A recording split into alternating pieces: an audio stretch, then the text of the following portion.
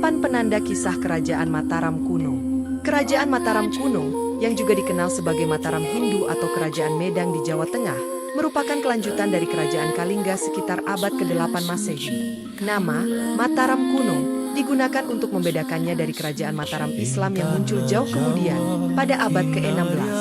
Kerajaan ini mencapai kejayaannya di Jawa Tengah sebelum akhirnya runtuh pada awal abad ke-11 dan berpindah ke Jawa Timur pada abad ke-10. Pusat kerajaan terletak di pedalaman Jawa Tengah, wilayah yang subur dan kaya sumber daya. Daerah ini dialiri sungai-sungai besar seperti Sungai Progo, Bogoworito, dan Bengawan Solo, serta dikelilingi pegunungan yang mendukung kehidupan pertanian. Jejak sejarah Mataram kuno dapat ditemukan dalam Prasasti Canggal tahun 732 M dan Prasasti Mantiasi. Dari prasasti inilah kita mengenal Raja Sanjaya, seorang pemeluk Hindu Siwa yang membangun tempat pemujaan berupa candi dengan simbol lingga dan patung lembu nandi, kendaraan Dewa Siwa. Prasasti Canggal juga menggambarkan Jawa sebagai tanah yang makmur, kaya akan padi dan emas, yang dikenal sebagai Jawa Tulipa. Sanjaya kemudian dikenal sebagai pendiri Wangsa Sanjaya dan berhasil menciptakan pemerintahan yang aman dan sejahtera. Gulungan perubahan kekuasaan dan pengaruh Sriwijaya. Setelah Sanjaya wafat, kekuasaan dilanjutkan oleh Rakai Panangkara.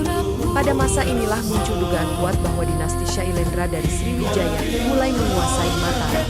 Bukti utamanya adalah Prasasti Kalasan tahun 778 M yang menyebut Rakai Panangkara mendapat perintah dari Raja Shailendra untuk membangun Candi Kalasan bercorak Buddha. Sejak saat itu, Mataram berada di bawah pengaruh Sriwijaya, meski Wangsa Sanjaya tetap dihormati dan diberi peran penting. Pengaruh Sriwijaya juga diperkuat oleh Prasasti Kota Kapur yang menyebut ekspedisi militer untuk menumbuhkan Jawa, serta banyaknya candi Buddha seperti Candi Sewu dan Pelaosan yang dibangun pada masa Rakai Panangkara. Diduga, sang raja pun berpindah ke agama Buddha. Meski begitu, toleransi beragama tetap terjaga. Wilayah utara Jawa Tengah didominasi candi Hindu, sementara bagian selatan bercorak Buddha.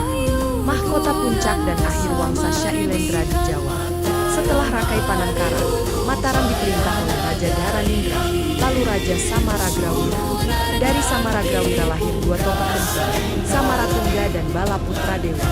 Pada masa Samaratungga, berdirilah Candi Borobudur yang megah. Putrinya, Pramodawardhani, menikah dengan Rakai Pikatan dari Wangsa Sanjaya. Konflik pun tak terhindarkan. Perebutan tahta terjadi antara Rakai Pikatan dan Balaputradewa. Akhirnya, Balaputradewa kalah dan memimpin di Sumatera, lalu menjadi Raja Sriwijaya dan membawa kerajaan itu menuju masa kejayaan. Sejak saat itu, kekuasaan Wangsa Shailendra di Jawa berakhir. Api kebangkitan kembali Wangsa Sanjaya. Di bawah pemerintahan Rakai Pikatan, Mataram kembali dikuasai Wangsa Sanjaya. Wilayahnya meluas hingga Jawa Timur, dan kebudayaan Hindu kembali berjaya dengan pembangunan Candi Prambanan. Setelahnya, Mataram diperintah oleh beberapa raja hingga akhirnya dinasti Sanjaya berakhir pada masa Raja Wawa, sekitar tahun 924 M.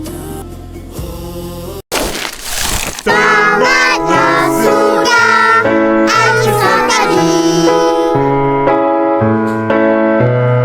Terima kasih dan jumpa lagi.